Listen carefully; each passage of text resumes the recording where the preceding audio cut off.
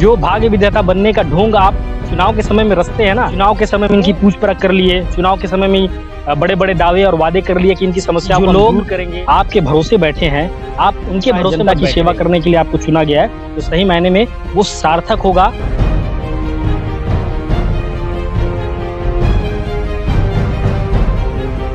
ऊपर का आसमान हर जगह सेम दिखाई देता है। आप कहीं भी देख लीजिए, राजधानी रायपुर में खड़े होकर देख लीजिए, सुकमा में खड़े होकर देख लीजिए, कोंटा में खड़े होकर देख लीजिए, या फिर कोंटा ब्लॉक के किसी अंदरूनी इलाके में जो धुर नक्सल क्षेत्र माना जाता है, वहां पर भी आप खड़े होकर के देख लीजिए, आकाश को आपको सेम ही दिखाई देगा। लेकिन आप जैसे जैसे नीचे आते जाते हैं तो स्वरूप बदलता हुआ दिखाई देता है, और नीचे आते जाते हैं जब धरातल पे आप देखते हैं तो हो सकता है कि कागजों पर ये बहुत ही सुंदर गांव होगा, लबालब सड़कें होंगी, और वाकई में आप देख रहे होंगे चमचमाती सड़क आपको दिखाई दे रही है, जो कि बहुत अच्छी तरीके से बनाया गया, बहुत ही ईमानदारी तरीके से बनाया गया है। यहाँ की अधिकारियों को दाद देना पड़ेगा, क्योंकि जिस गांव की आबादी लगभग 800 से ज्यादा है, इसमें 2 पारा आते हैं टोटल। अगर आबादी की बात करें तो 1300 से ज्यादा की संख्या में ग्रामीण है, और उसी ग्रामीणों की सुरक्षा को ध्यान में रखते हुए बहुत ही शानदार सड़क का निर्माण कराया गया है, जो कि बहुत अच्छी बात है। और काफ़ी खुशी भी होती है जब इस तरह की का विकास जो है होता है। अब वो बच्चे को भी दिखाएँगे आप।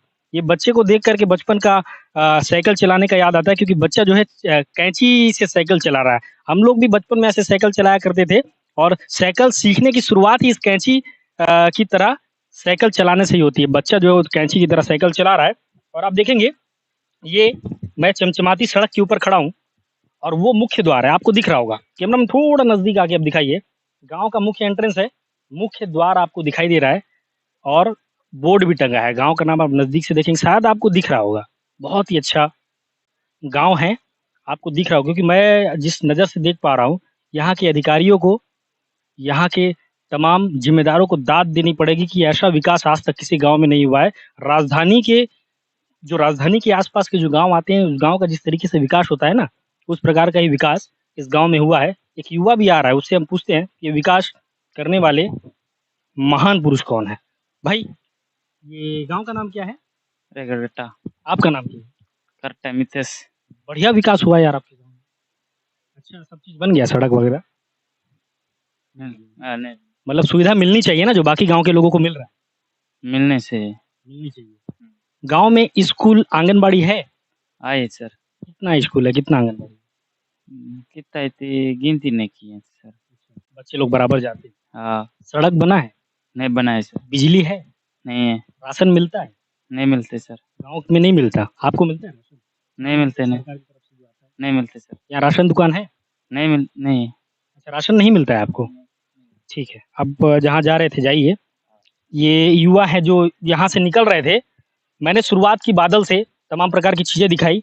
मेरा बताने का उद्देश्य यही था उन तमाम जिम्मेदारों को कि जो विकास बाकी गांव में हो रहा है ना साहब, वो विकास यहाँ पे भी होना चाहिए। यहाँ के लोग भी हकदार है। यहाँ पे स्कूल का कोई ठिकाना नहीं है। स्कूल जो है वो किसी और भवन में संचालित है, और जो बोर्ड को मैं बता रहा हूँ, ये जो बोर्ड है, युवा ने बताया कि रेगड़गट्टा का गांव है, कोई विकास नहीं पहुंचा है। विकास ऐसा लगता है कि सिर्फ कागजों में ही विकास पहुंचा होगा।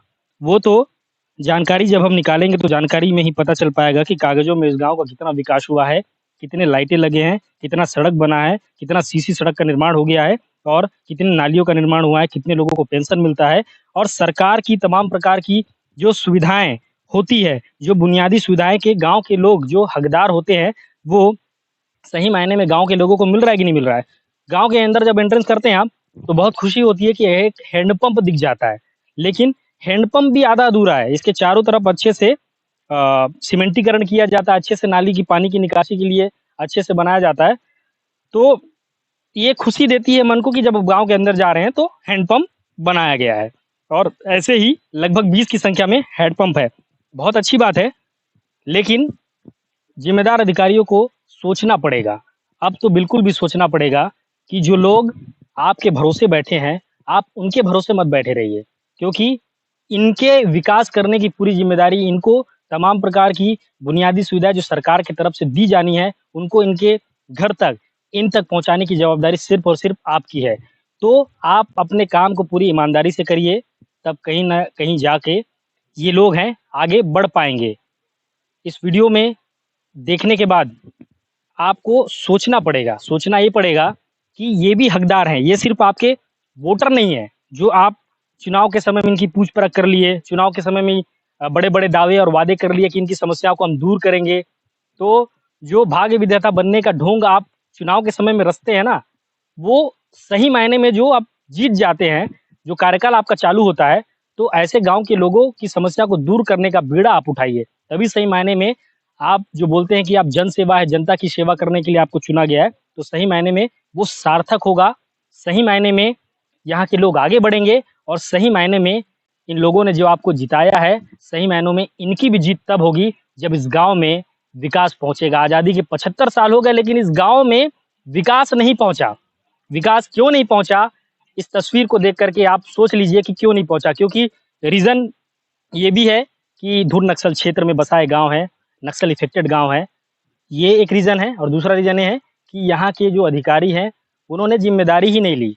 क्योंकि ऐसा बिल्कुल भी माना नहीं जा सकता है कि इस गाँव के लिए जो केंद्र सरकार हो गया, राज्य सरकार हो गया, उनसे जो मत आते हैं, उस मत को खर्च ना किया गया हो।